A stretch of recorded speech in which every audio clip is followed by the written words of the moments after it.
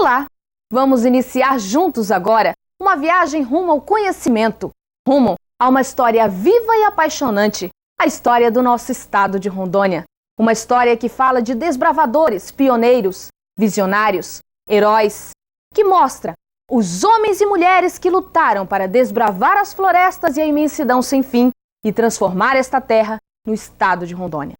Neste módulo, vamos conhecer a ocupação portuguesa e os motivos que levaram a coroa a construir o Real Forte Príncipe da Beira, no Vale do Guaporé.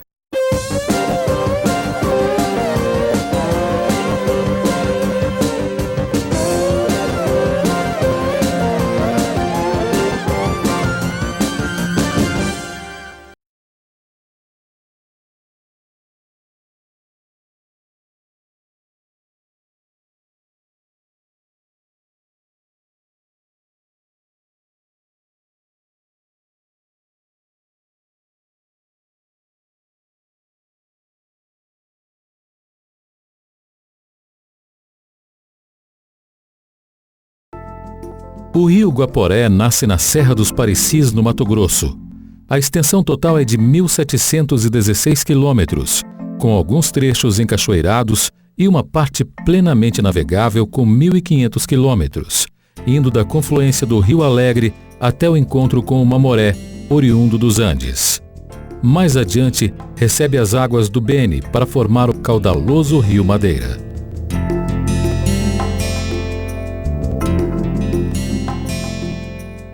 A principal atividade econômica portuguesa em terras amazônicas era a coleta das chamadas drogas do sertão, como cravo, canela, salsa-parrilha, cacau selvagem, baunilha, gomíferos, frutas regionais, oleosos e resinas que eram comercializadas na Europa.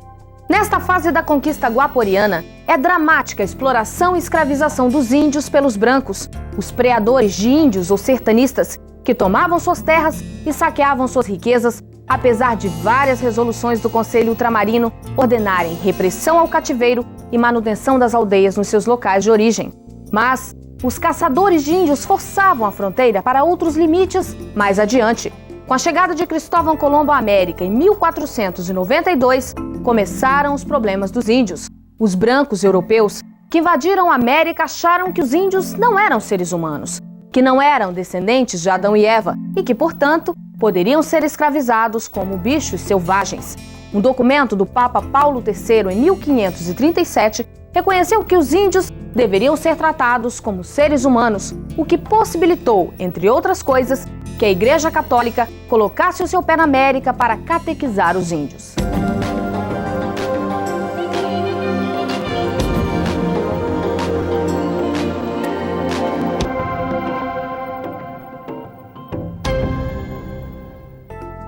Em 1723, o governador do Pará manda Francisco de Melo Palheta investigar a presença espanhola na região. Palheta comanda uma expedição que chega à confluência dos rios Guaporé e Mamoré, perto do atual distrito de Surpresa.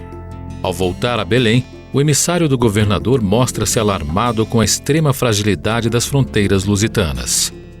Duas das missões jesuítas sul-americanas, Mojos e Chiquitos, habitadas pelos índios aruaques, destacam-se pela riqueza e organização.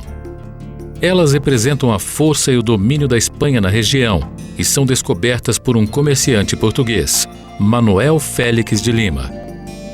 Félix de Lima está falido e, contrariando a proibição de navegação imposta pela coroa portuguesa na fronteira, ele desce o Guaporé em busca de fregueses e chega a Mojos e Chiquitos.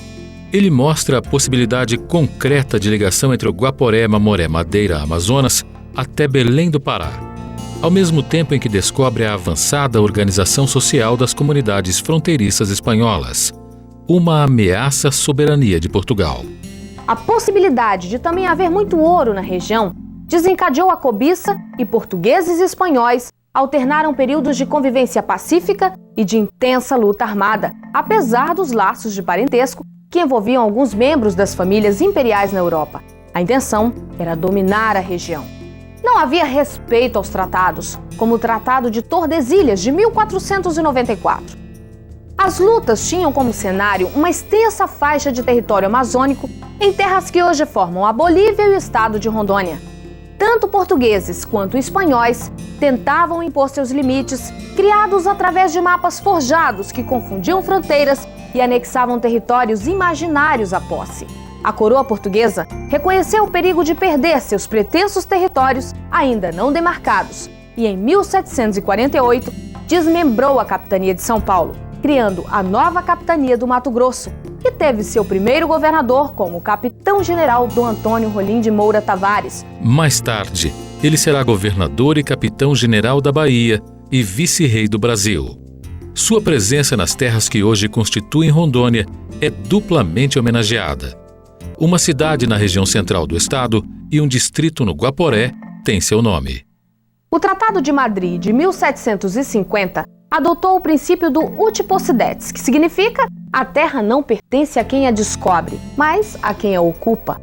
Os espanhóis, no entanto, longe das cortes europeias, nas matas amazônicas e nos sertões, tentavam conter o avanço expansionista português, que se deveu mais às ações dos caçadores de índios que invadiam territórios indiscriminadamente. Na verdade, o único código de honra destes sentinelas avançados, tanto espanhóis quanto portugueses, era o da profunda fidelidade ao seu rei.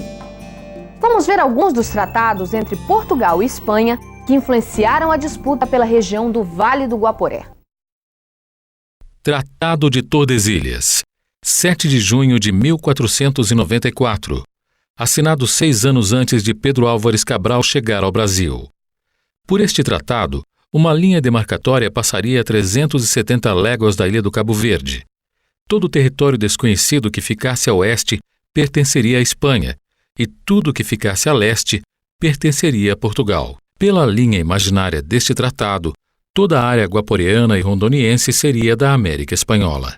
Tratado de Madrid, 13 de janeiro de 1750.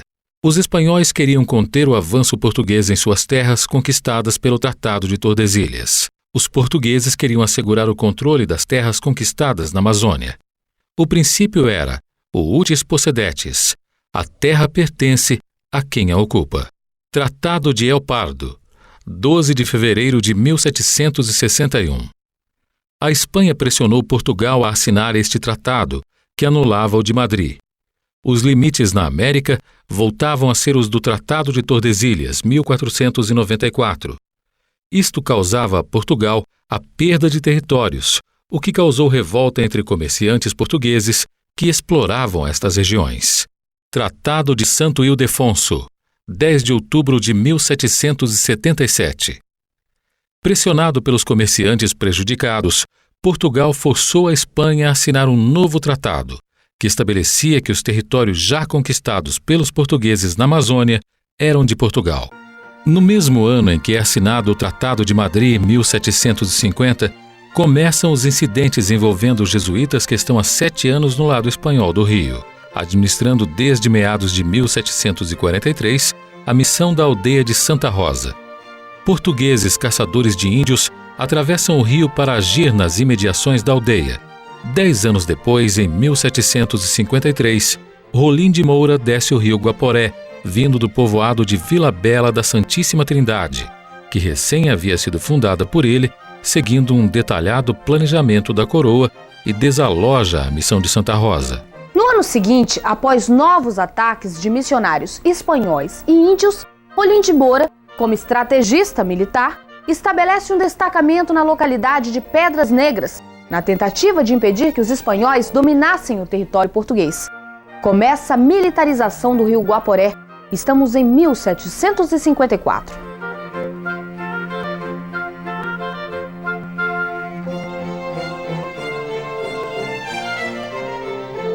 Os jesuítas continuam revoltados contra o Tratado de Madrid.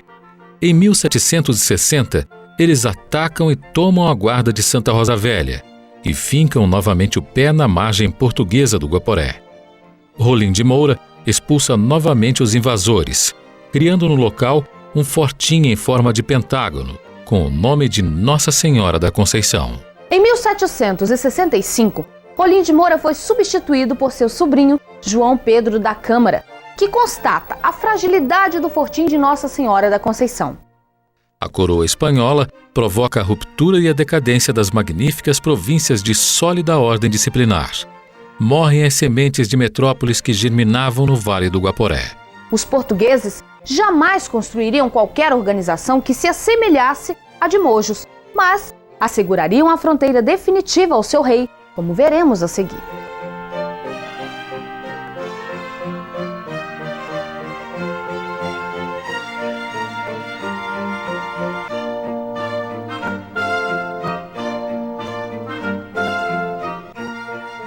Em 1769, Luís Pinto de Souza Coutinho substitui João Pedro da Câmara e batiza o forte com o nome de Bragança. A maior batalha da fortaleza de Bragança é contra o próprio rio, que a destrói numa enchente em 1771. Luís Albuquerque de Melo Pereira e Cáceres, o quarto governador da província do Mato Grosso, seguindo as ordens da coroa, busca o domínio das duas margens do Guaporé. Seu objetivo era assegurar uma rota através do Guaporé-Mamoré e depois transpor as cachoeiras do Madeira para transferir o ouro das minas de Mato Grosso para Portugal. Em sua longa viagem de vinda de Portugal ao Brasil e depois de São Paulo a Mato Grosso, percebeu a grande dificuldade em conseguir apoio, se necessitasse, pelas dificuldades de comunicação entre as capitanias. Os decretos e tratados levavam muito tempo até chegarem ao conhecimento dos governadores. Cáceres vê a importância de um sólido forte em posição militar estratégica. O ponto escolhido fica perto do destruído Forte de Bragança, numa área de terras firmes e fora do alcance das enchentes. Tem que ser algo que represente a força e o vigor da colonização portuguesa nas paragens guaporianas, que seja um símbolo real do sistema. Dizia o governador da capitania de Grão-Pará e Amazonas, Dom Francisco Xavier de Mendonça Furtado, sobre a construção: quanto mais respeitável e temida a fortaleza, mais segura será a paz e a tranquilidade da região. A fortaleza se chamará Real Forte Príncipe da Beira, em homenagem ao príncipe Dom José, segundo herdeiro na linha sucessória da coroa portuguesa. Mais de 220 anos se passam desde sua inauguração, e até agora nenhum tiro foi disparado pelos seus canhões. Não há nenhuma luta, qualquer combate, na história da monumental fortaleza. Porém, o Forte Príncipe da Beira figura no brasão de armas do hoje estado de Rondônia, como símbolo da conquista do Vale do Guaporé.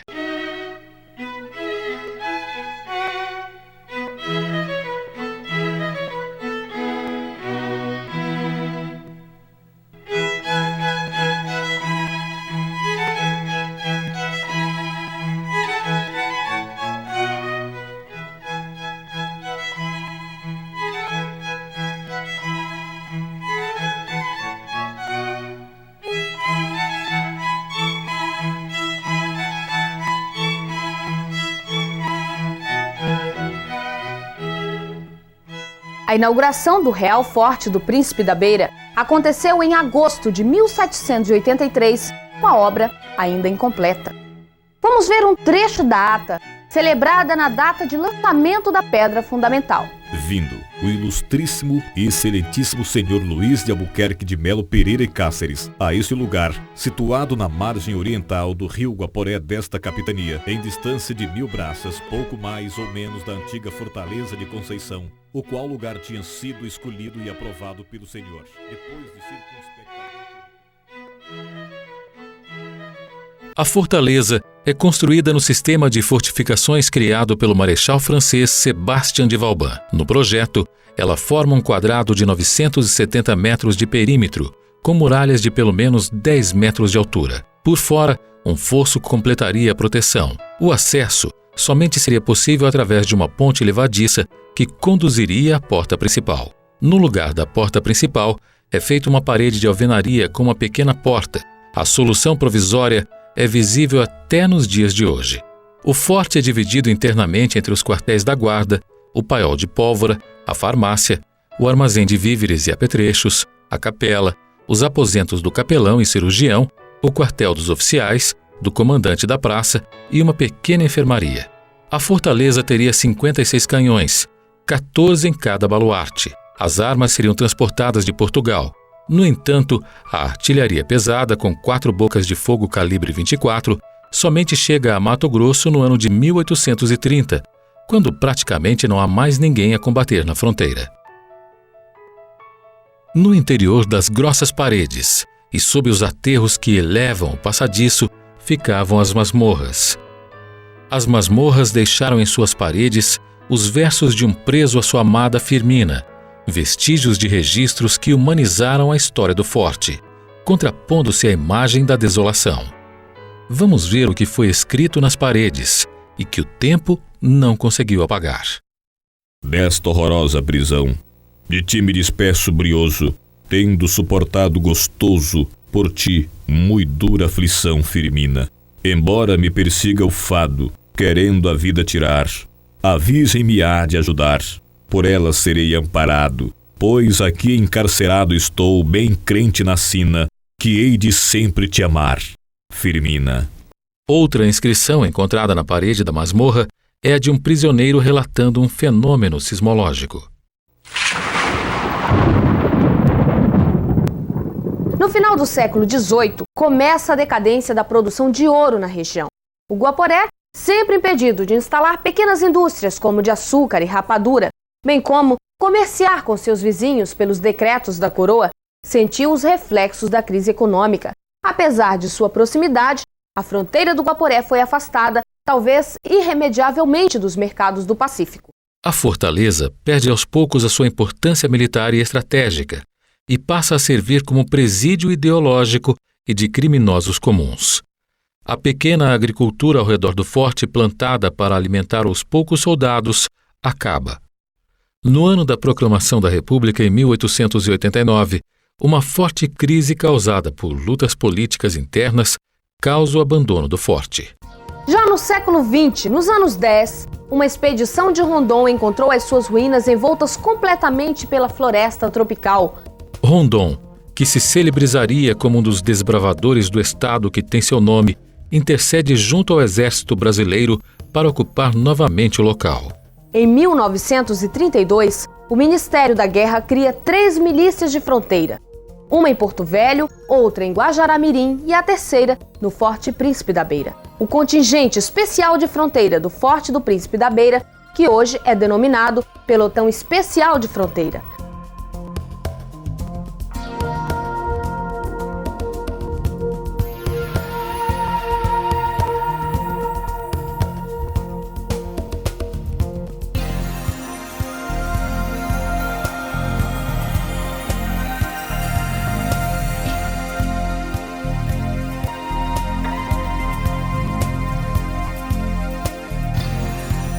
Na década de 50, a marca mais visível do domínio da coroa portuguesa em terras de Rondônia é finalmente tombado pelo Patrimônio Histórico Nacional.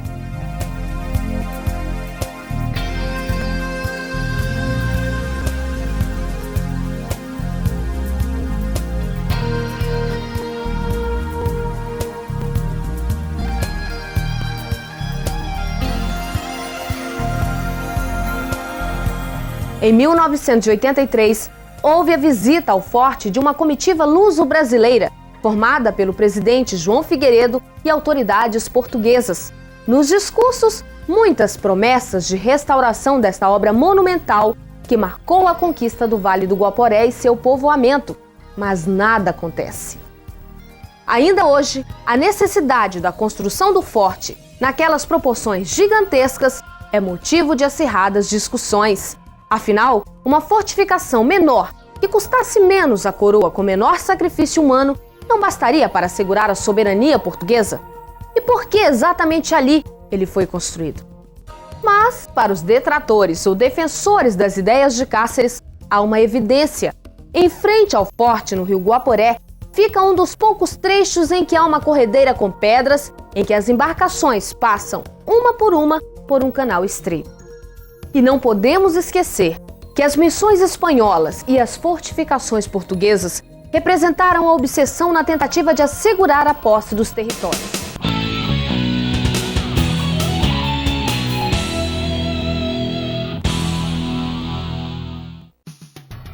Atenção, vai começar a primeira pergunta. Quem governava a capitania do Mato Grosso quando foi construído o Forte Príncipe da Beira? Então atenção, a alternativa correta é exatamente a letra D. Se você falou a letra D, você acertou.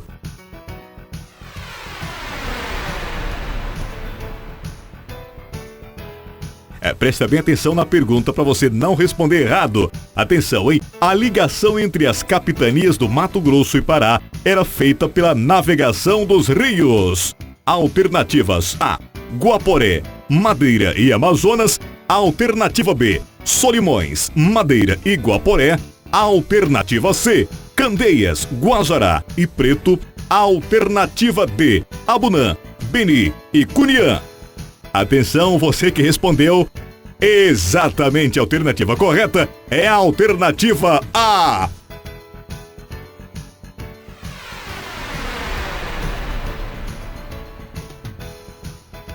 Atenção para a terceira pergunta. A cidade de Vila Bela da Santíssima Trindade foi planejada pela coroa portuguesa e fundada por: alternativa A, Domingos Sambucete. Alternativa B, Marquês de Pombal. Alternativa C, Dom Antônio Rolim de Moura. E alternativa D, Sebastião de Vauban. Atenção, todo mundo pensativo. A alternativa correta, exatamente! Letra C. Letra C, a alternativa correta. Dom Antônio Rolim de Moura.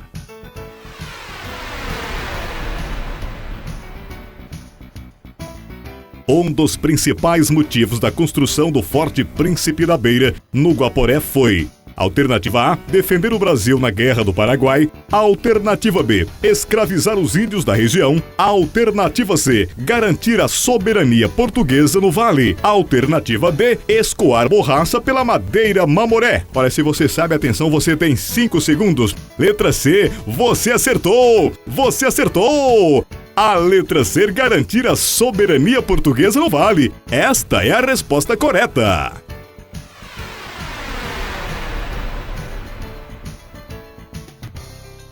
Atenção para a pergunta de número 5. Rondônia seria hoje território espanhol se prevalecesse o Tratado de Petrópolis.